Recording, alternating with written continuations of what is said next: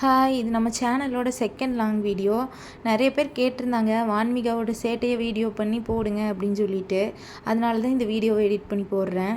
அவள் ரொம்ப பெரிய சேட்டைன்னெல்லாம் சொல்ல முடியாது, அதே நேரம் ரொம்ப அமைதின்னு சொல்ல முடியாது. சில நேரம் இருக்கிற இடமே தெரியாது, சில நேரம் நம்மளால சமாளிக்கவே முடியாது, அந்த மாதிரி தான் இருப்பாள். இந்த அளவுக்கும் கூட சேட்டையெல்லாம் பண்ணாமல் குழந்தைக்கு இருக்குமான்னு கேட்டால் இருக்க மாட்டாங்க யாருமே. இது எல்லாத்தையுமே எக்ஸ்ப்ளோர் பண்ணுற வயசு, அதனால் அதையும் இதையும் எடுத்து போட்டு களைச்சி போட்டு அது எப்படி இருக்குது இது எப்படி இருக்குன்னு பார்க்குறதுல தான் அவ்வளோ ஆர்வமாக இருப்பாங்க. அதுதான் நம்மளுக்கு சேட்டையே தெரியுது. ஏன்னா அவங்க களைச்சி போட்டதுக்கப்புறம் அதை நம்ம அடுக்கணும், துடைக்கணும், எல்லாமே எடுத்து வைக்கணும். அது நம்மளுக்கு ஒரு டயர்டாக இருக்கிறதுனால நம்ம அவங்க சேட்டை பண்ணுறாங்கன்னு சிம்பிளாக சொல்லிடுறோம். யோசிச்சு பார்த்தா அம்மா ஊரில் இருந்த 7 மாதம் சுற்றியுமே ரிலேட்டிவ்ஸாக இருப்பாங்க, எல்லாரும் எடுப்பாங்க, அங்கேயும் இங்கேன்னு கூட்டிகிட்டு போவாங்க. மோஸ்ட்டாக வீட்டை விட்டு வெளியவே தான் இருந்தா. ஆனால் இங்கே வந்ததுக்கப்புறம் இந்த வீட்டுக்குள்ளேயே தான் இருக்கிறா. எங்கே திரும்பினாலும் செவரு, எங்கே திரும்பினாலும் எங்கள் 2 பேர்த்துக்கு மூஞ்சியுமே தான் பார்த்துட்டு இருக்கிறா. அதுவே அவளுக்கு ஒரு போர் அடிக்குமோ என்னமோ, அங்கேயும் இங்கேயும் போயிட்டு அதே இதையும் எடுத்து போட்டுட்டு விளையாடிட்டு இருக்கும். பாப்பா பிறக்கிறதுக்கு முன்னாடி என்னை பார்க்கறதுக்கு எங்கூட விளையாடிட்டு எங்கூட ஃபன் பண்ணிட்டு இருந்தவங்கலாம் பாப்பா பிறந்ததுக்கப்புறம் வந்தா, பாப்பா பார்க்கறதுக்கு தான் வந்தேன், வான்மிகாவுக்காக தான் வந்தேன் அப்படின்னே சொல்லுவாங்க. அதெல்லாம் கேட்கறதுக்கு சந்தோஷமா தான் இருக்கும். ஆனால் இங்கே அவ்வளோ பேர்லாம் வர்றது இல்லையா, அதனால வெளியே போயிட்டு யாராவது பார்த்துட்டு அவ்வளோ சந்தோஷமாயிடுறா. எல்லாத்துக்கூட கத்தி கத்தி பேசிட்டு அவளுக்கு அது பேசுறது, கத்தி கத்தி விளையாடிட்டு இருப்பா. நிறைய ஃப்ரெண்ட்ஸ் பிடிச்சிக்குவா வெளியே போனால். அவங்க சீக்கிரம் வளர்றாங்க, நம்மளுக்கான ரெஸ்பான்சிபிலிட்டிஸும் வளருது. அப்படிங்கிறதெல்லாம் அவங்க இந்த மாதிரி சேட்டை பண்ணுறதை பார்க்கும்போது தான் நம்மளுக்கே தெரியுது. இந்த மாதிரி தான் ஏதாவது இடையில பேசிகிட்டு இருப்பா. நான் வாய்ஸ் ஓவர் கொடுத்துட்டு இருக்கும்போது என்னை விட சமையல் ரூமில் அதிக நேரம் வான்மிகா தான் ஸ்பெண்ட் பண்ணுவாள். கிரைண்டரு, பாத்திரம், கரண்டி, குண்டா எதையுமே விடுறது கிடையாது. காசு போட்டு விளையாட்டு ஜாமான் வாங்குறதே வேஸ்ட்டு. 4 குண்டா 4 கரண்டி எடுத்து கொடுத்தா அதுலேயே விளையாடிட்டு இருப்பாங்க. சூரிய வம்சமில் தேவயானி சொல்லுவாங்கள்ல, காலம் எவ்வளோ வேகமாக போகுது பார்த்தீங்கள அப்படின்னு. அந்த மாதிரி இப்போ தான் போய் ஹார்ட் பீட் ஸ்கேன் பார்த்துட்டு வந்த மாதிரி இருக்குது. ஆனால் இன்னும் 2 மாதத்துல ஒரு வயசாகிடும். நான் மேரேஜுக்கு முன்னாடி, மேரேஜ் முடிஞ்சு கொஞ்ச நாளும் ஸ்கூலில் தான் ஒர்க் பண்ணிகிட்டு இருந்தேன். ஒரு ஸ்கூல்லையும் கிளாஸ் டீச்சராக இருக்கும்போது ஒரு 40 பேர்த்த சமாளிப்போமா டெய்லியும் ஃபுல் டே. ஒருத்தர் ஒரு மாதிரி இருப்பாங்க, ஒருத்தருக்கு ஒரு பிரச்சனை இருக்கும். ஆனால் அது எல்லாத்தையுமே நம்ம ஈஸியாக சால்வ் பண்ணிடுவோம்.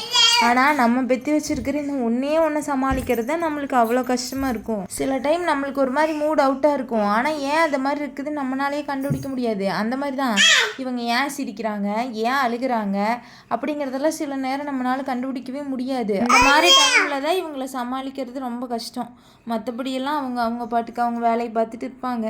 இப்போ கூட இந்த வாய்ஸ் ஓவர் கொடுத்துட்டு இருக்கும்போது ஏன் என் பிள்ளை இவ்வளோ ஆக்டிவாக இருக்குதுன்னு என்னாலேயே கண்டுபிடிக்க முடியல. இப்போ இவ்வளோ கோவப்படுறாங்க, இவ்வளோ அழுகிறாங்க, இவ்வளோ சேட்டை பண்ணுறாங்க, எந்நேரம் நம்மளை எடுத்துக்க சொல்லிகிட்டே இருக்கிறாங்க அப்படிங்கிறதெல்லாம் தோணும். ஆனால் இன்னும் கொஞ்ச நாளையில் நம்மளே அதையெல்லாம் மிஸ் பண்ணுவோம். ஏன்னா சீக்கிரமாக வளர்ந்துடுறாங்க. இப்போ ஒரு 10 நிமிஷம் கண்டினியூவாக நான் இல்லைன்னா அழுகிற இதே என் பிள்ளை இன்னும் கொஞ்ச நாளையில் நான் இருக்கிறனோ இல்லையோ அதையெல்லாம் பார்க்காம அவள் பாட்டுக்கு அவள் விளையாடிக்கிட்டு இருப்பா, நம்மளையெல்லாம் கண்டுக்காம. அப்போ நான் கண்டிப்பாக ஃபீல் பண்ணிகிட்டு இருப்பேன், என் பிள்ளை குட்டியாகவே இருந்திருக்கலாமே, என்னை தேடிகிட்டே இருந்திருக்கலாமே அப்படின்னு. இந்த லாங் வீடியோவுக்கு வாய்ஸ் ஓவர் கொடுக்கணுங்கிற ஐடியாவே முதல்ல இல்லை. அதுக்கப்புறம் தான் தோணுச்சு, ஷார்ட்ஸ்லையெல்லாம் நம்ம டெய்லி ரொட்டீனை பேசி போட்டுடுறோம், நம்மளோட தாட்ஸை ஷேர் பண்ண முடியறதில்ல.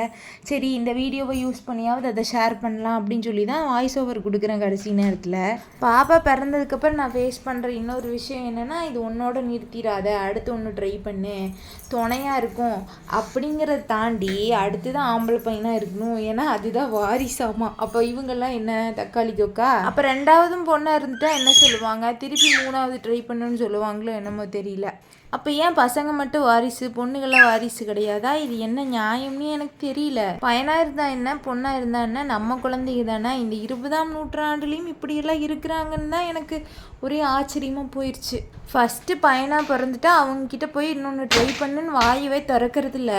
அதே ஃபஸ்ட்டு பொண்ணாக இருந்துட்டு அவங்கக்கிட்ட போய் உடனே ஆரம்பிச்சிட வேண்டியது. அடுத்து விட்றாத, இன்னொன்று ட்ரை பண்ணு, ஒன்றுக்கு ஒன்று ஆறுதலாக இருக்கட்டும், துணையாக இருக்கட்டும்னு என்னென்ன சொல்கிறது தெரியுமா? இதெல்லாம் சொல்லும்போது எனக்கு மைண்டில் என்ன தெரியுமா ஓடும், இவங்க பெரிய சோழர் பரம்பரை, இவர் ராஜராஜ சோழன், இவர் ராஜேந்திர சோழன். சரி விடுங்க, அதுக்கு மேலே எதுவும் சொல்ல விரும்பலை. பையன் என்ன பொண்ணு என்ன எல்லாத்தையும் ஒரே மாதிரி பாருங்கள், அதுதான் நான் எல்லாத்துக்கிட்டையும் சொல்கிறேன். குழந்தைகளுக்கு நல்லது சொல்லி வளங்க, அவ்வளோதான். எவ்வளோ பேட் நியூஸ் பார்க்குறோம். இந்த மாதிரி நியூஸ் எல்லாம் ஃப்யூச்சரில் வராமல் இருக்கிற அளவுக்கு நம்ம குழந்தைகளை நல்லபடியாக ரெஸ்பான்சிபிலிட்டியாக வளர்த்தோம்னா அதுவே போதும். மற்றவங்க சொல்கிறதையெல்லாம் நமக்கு காதுலேயே வாங்க வேண்டியதில்லை. வான்மிகாவோட சேட்டையை பற்றி பேச ஆரம்பித்து எந்த டாப்பிக்கில் முடிச்சிருக்கிறேன்னு பாருங்கள். இப்போ இவங்க பண்ணுறதெல்லாம் நம்மளுக்கு என்னதான் சேட்டையாக தெரிஞ்சாலுமே ஃப்யூச்சரில் போய் நம்ம யோசிச்சு பார்த்தோம்னா இதெல்லாம் தான் நம்மளுக்கு ஒரு பெரிய மெமரிஸ். நீங்களும் உங்கள் வீட்டில் இந்த மாதிரி குட்டீஸ் இருக்காங்க அப்படின்னா அவங்களோட சேட்டையை பற்றி கமெண்ட்டில் ஷேர் பண்ணுங்கள். நானும் தெரிஞ்சுக்கிறேன் எங்கள் வீட்டு குட்டி மட்டும்தான் இப்படியா இல்லை எல்லார் வீட்லேயும் இப்படி தானான்னு. லாஸ்ட்டாக நம்ம சேனல் ரிலேட்டடாகவும் ஒன்று சொல்லிக்கிறேன். சேனல் ஆரம்பித்து கிட்டத்தட்ட 20 days ஆக போகுது. 23 ஷார்ட்ஸ் கிட்ட போட்டாச்சு, 1 லாங் வீடியோவும் போட்டாச்சு. எல்லா வீடியோஸும் ஷார்ட்ஸும் ஓரளவுக்கு நல்ல வியூஸ் போயிருக்கு. 2K 3K 5K 7K லாஸ்ட்டாக 9K வரைக்கும் கூட போயிருக்கு. ஒரு சேனல் ஸ்டார்ட் பண்ண புதுசில் இதுவே ரொம்ப பெரிய விஷயம். இதையே நான் ரொம்ப எதிர்பார்க்கல. இது வரைக்கும் நீங்கள் கொடுத்த சப்போர்ட்டுக்கு ரொம்ப தேங்க்ஸ். இனிமேல் கொடுக்க போகிற சப்போர்ட்டுக்கும் ரொம்ப ரொம்ப தேங்க்ஸ். உங்களுக்கு இந்த வீடியோ பிடிச்சிருக்கு அப்படின்னா லைக் பண்ணுங்கள், கமெண்ட் பண்ணுங்கள். இன்னும் இந்த மாதிரி ரியல் லைஃப் மொமெண்ட் ஷார்ட்ஸ் எல்லாம் பார்க்குறக்கு நம்ம சேனலை சப்ஸ்கிரைப் பண்ணுங்கள். உங்கள் சப்போர்ட்டை இதே மாதிரி கண்டினியூவாக கொடுங்க. ஏன்னா உங்களோட சப்போர்ட் தான் எனக்கு ஒரு பெரிய ஸ்ட்ரென்த்து. விட்டால் அப்படியே பேசிகிட்டே இருப்பேன். இந்த வீடியோவை இது வரைக்கும் பார்த்துட்ருக்கிற எல்லோருக்கும் ரொம்ப நன்றி. இன்னொரு வீடியோவில் பார்க்கலாம். பாய்.